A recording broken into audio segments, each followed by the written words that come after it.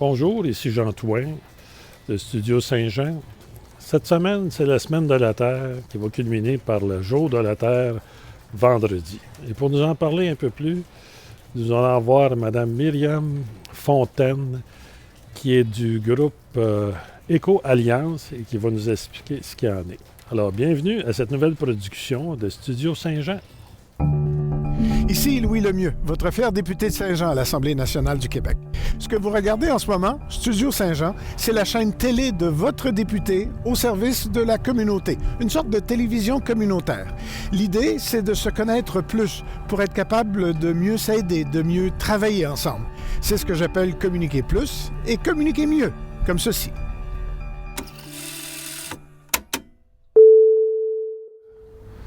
Bonjour Myriam, ça va bien? Bonjour, ça va bien vous-même? Hey, on est à une belle place, hein, puis la rivière gonfle. Cette semaine, la Semaine de la Terre, et vendredi, le Jour de la Terre. Alors, ça vient d'où, ça, cette journée internationale? C'est une journée qui est organisée depuis les années 70. Donc, 22 avril 1970, ça a été le premier jour de la Terre. Donc, dans les années 70, il y a vraiment eu une importante prise de conscience environnementale. Puis là, ce qu'on se rend compte, c'est que 50 ans plus tard, donc 52 ans plus tard, il y a encore un grand besoin d'organiser là, des activités pour le Jour de la Terre. Je suis étonné, je pensais que ça faisait juste 10 ans là, qu'on s'était réveillé un peu, non? Non. Donc, on n'est pas très réveillé. Que là, la Journée de la Terre, oui, ça va être pour nous faire prendre conscience à tout le monde de l'importance de la Terre et des rivières. Et puis, il va y avoir des activités. Puis, qui organise ça? C'est une coalition, hein? Bien, en fait, il y a plusieurs activités qui sont organisées à Saint-Jean-sur-Richelieu. Donc, oui, la Ville organise des activités. Oui. Une opération grand nettoyage les 23 et 24 avril. Donc, les gens sont invités à former des équipes, puis à aller ramasser des déchets à des endroits qui ont été déjà ciblés par la Ville. Il y a aussi d'autres activités qui sont organisées, notamment une conférence sur la gestion écologique des pelouses. Oui, ça, je vais y assister. On invite les gens à y aller parce que la Ville a récemment adopté un règlement qui interdit l'utilisation de pesticides à usage esthétique. Donc là, les gens vont pouvoir avoir des trucs sur comment bien entretenir leur pelouse sans utiliser de pesticides. Et nous, à l'Éco-Alliance, donc Éco-Alliance au Richelieu, on organise une marche pour le Jour de la Terre. C'est très bon. L'Éco-Alliance au Richelieu, ça regroupe une alliance. Oui, c'est une coalition de différents groupes environnementaux. Oui. Donc, dans l'Éco-Alliance, on a le Mouvement écologique du Haut-Richelieu. Okay. Donc, c'est un OBNL, un organisme à but non lucratif qui existe depuis plus de 40 ans. Oui. Et dont vous êtes membre vous-même. Oui, puis on va les rencontrer bientôt, faire une entrevue. Exactement. Donc, au Mouvement écologique, ça fait plus de 40 ans qu'on milite pour la protection des milieux naturels. Mais oui, je dis moi, je suis dans le mouvement depuis 3 ans, mais avant moi, ça faisait longtemps que ça existait déjà. Et dans l'Éco-Alliance, on regroupe aussi SOS Boisé de la Pinède, qui est un groupe citoyen qui travaille depuis plusieurs années pour que les boisés sur l'île Sainte-Thérèse soient protégés à perpétuité. Ah, OK. Donc, il y a des boisés là, vraiment avec un grand intérêt écologique sur l'île Sainte-Thérèse, avec des milieux humides, des armatures, des pins majestueux. Donc, eux veulent vraiment conserver ces milieux-là. Oui, exactement. Il y a aussi Mer au Front et leurs alliés de Saint-Jean-sur-Richelieu qui font partie de l'Éco-Alliance. Donc, Mer au Front, c'est un mouvement pan-canadien. Il y a des regroupements partout au Québec. Il y en a aussi ailleurs au Canada, puis il y en a même en Europe maintenant. Puis, le but de Mer au Front, c'est vraiment d'aller sensibiliser les différents paliers de gouvernement à l'urgence climatique. C'est surtout des femmes, des mères, mais il y a aussi des grands-mères, il y a leurs alliés, ça peut inclure en fait tout le monde. C'est vraiment un mouvement qui est inclusif. Puis, ils sont vraiment motivés, sont vraiment belles et beaux à voir. Puis, on inclut aussi un autre regroupement qui est la TROVEP, la table régionale d'organismes volontaires d'éducation populaire de la Montérégie. Ah, OK. Et donc, voilà. Puis, toutes nos actions sont appuyées par le Centre de femmes du Haut-Richelieu. Donc, c'est bien. J'aime ça parce que c'est plusieurs organisations. Donc, les gens se parlent, les gens se motivent. Moi, j'ai même reçu de l'AQDR, l'Association de défense des droits des retraités, une invitation pour aller à une marche OK. à Montréal. Mais moi, je vais participer à votre marche Ah, merci. samedi. C'est samedi à quelle heure? C'est samedi le 23 avril. Oui. On se rencontre à 13h au parc Jerry-Boulet. Donc, Ici. nous, on est juste à côté, mais c'est au coin de Frontenac et Jacques-Cartier. Et on se rencontre à 13h. De 13h à 13h30, il va y avoir des activités pour les enfants, des activités artistiques. Il va y avoir une séance de yoga familiale. OK. Et à 13h30, on va donner le coup d'envoi à la marche. Donc, on fait un trajet d'à peu près 2 km. Une OK. boucle là, où on va revenir, on va passer par les rues, on va passer par les rues Frontenac, Boutillier, Saint-Jacques, Jacques-Cartier, et on va revenir au parc Jerry-Boulet. OK. Et pendant la marche, je vais mentionner qu'il va y avoir aussi des arrêts là, pour faire des discours à 2 ou 3 endroits. OK. Puis, ça va être quoi les... comment dire... que vous voulez faire sortir là, par rapport au centre-ville? Parce que là, on va rester dans le centre-ville. Oui, exactement. On a choisi le centre-ville pour 2 raisons, en fait. Premièrement, pour une question d'accessibilité. Donc, c'est Oui. plus facile d'y accéder par transport en commun, par vélo. Il y a des places de stationnement à proximité du lieu de rencontre. Mais aussi, ce qu'on veut faire ressortir, c'est que le centre-ville, c'est un important îlot de chaleur à Saint-Jean-sur-Richelieu. Ah.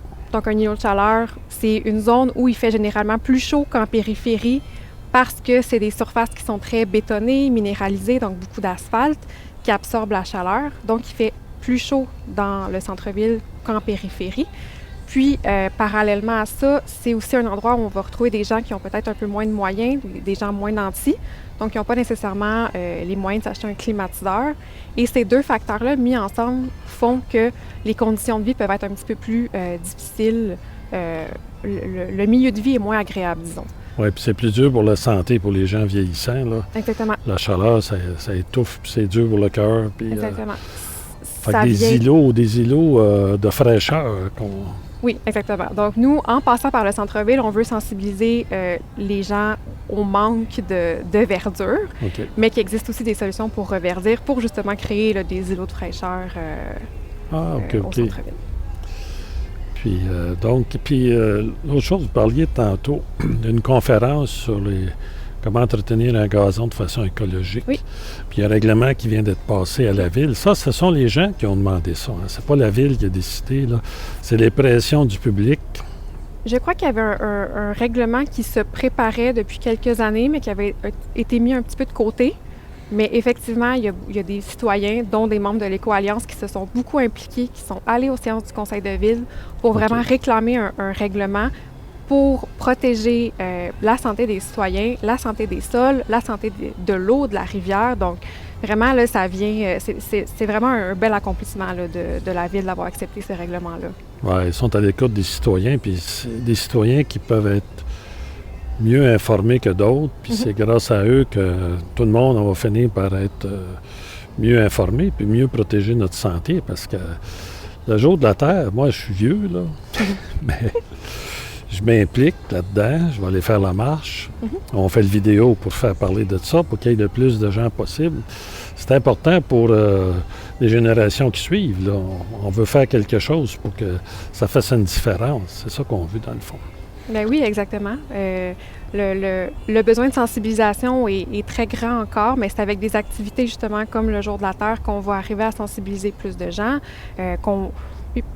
En fait, pas seulement ça, qu'on va aussi peut-être venir améliorer le moral des troupes, parce que vous savez, là, les nouvelles environnementales dans les dernières semaines ou dans les derniers mois, les dernières années sont quand même assez difficiles, donc ça peut mener chez les gens une anxiété, un cynisme, des sentiments négatifs, en fait.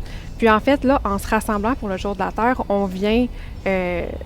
on permet aux gens qui ont des préoccupations de se rendre compte qu'ils ne sont pas seuls là-dedans, qu'il y a des gens qui s'impliquent, qui peuvent s'impliquer eux aussi, qui peuvent poser des gestes concrets pour améliorer l'environnement. Puis, effectivement, on montre aussi aux plus jeunes générations que ça nous tient à cœur puis qu'on va continuer à s'impliquer. On peut améliorer les choses. Ouais. Quand on apprend les choses, ça devient que c'est pas plus difficile. Des fois, des petits efforts, c'est graduel. Hein? Puis c'est vrai que les jeunes sont craintifs. Moi, quand j'étais jeune, c'était le blocus de Cuba avec les bombes atomiques. Là, ça nous faisait peur. Il y avait des abris atomiques, tout ça. Ça a été ma grande peur jusque dans les années 80. quand ils ont décidé de signer un accord.